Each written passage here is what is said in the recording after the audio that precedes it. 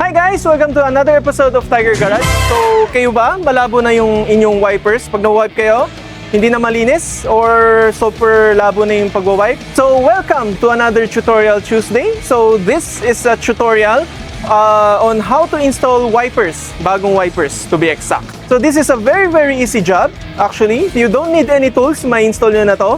So, what I'm holding now is our very own JRJ wipers, banana type. Today, tuturo natin sa inyo how to swap out your wipers.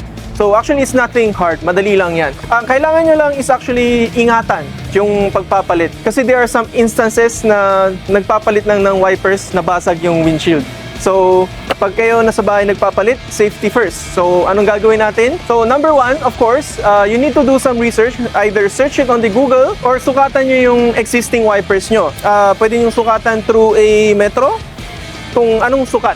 So, iba't ibang kotse, iba't ibang size. Pero in this case, this is a 2009 Fortuner. Ang magandang combination niya is 22 inches and 18 inches. So that's the step 1. Pag nahanap nyo na yung size para sa car nyo, ang step 2 is to pag-install. Well, actually, there are several types of wipers on the market, pero most of them are U-clip or J-clip na tinatawag. So which is this one. If you own a Japanese car, most likely ganito ang wipers nyo. Pero if you own a European cars or US cars, like Ford, like mga BM, medyo kakaiba na siya. So yeah, in this case, actually this is also J-clip. So if you have a Japanese car, most likely you will also have a J-clip type of wipers. So tara na, next step tayo. Well, actually you don't need any tools, pero kailangan nyo, I suggest kuha kayo ng basahan. So anong gagawin sa basahan? Actually, this is to prevent you from a very expensive repair. So number one, tabi muna natin yung ating bagong wipers. So, paano nyo tanggalin? It's actually very easy. So, ngayon, just hold this and lift up your whole wiper. So, this now, the next step is a very important step is to maglagay kayo ng basahan dito. Para saan to? Para like, in any case na nabitawan mo to, after natanggal mo na tong wiper and then nabitawan nyo, babagsak kasi yung buong arm. So that are the chances na mabasag yung inyong salamin. So kailangan protektahan nyo muna yung salamin nyo, maglagay kayo ng basahan or anything, basta something that can prevent this from bumping in your windshield.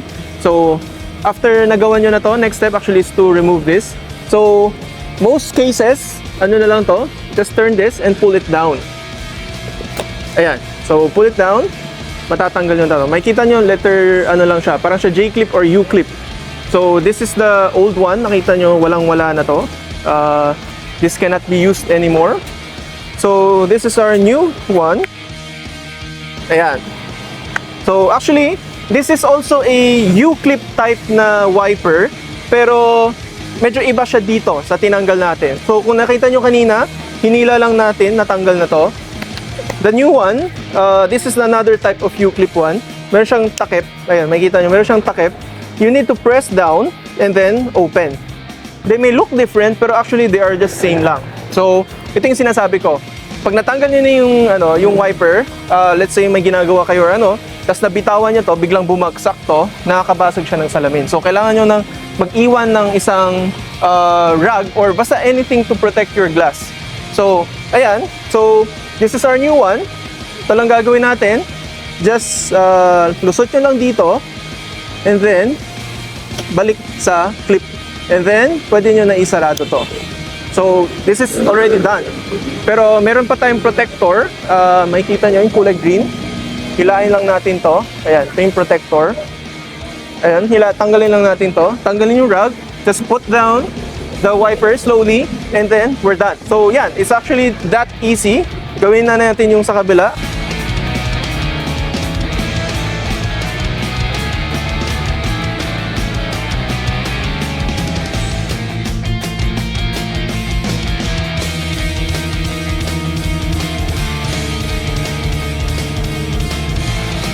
So ayan, na-install na natin yung bago nating wipers. From start to finish, actually wala pang 5 minutes yan.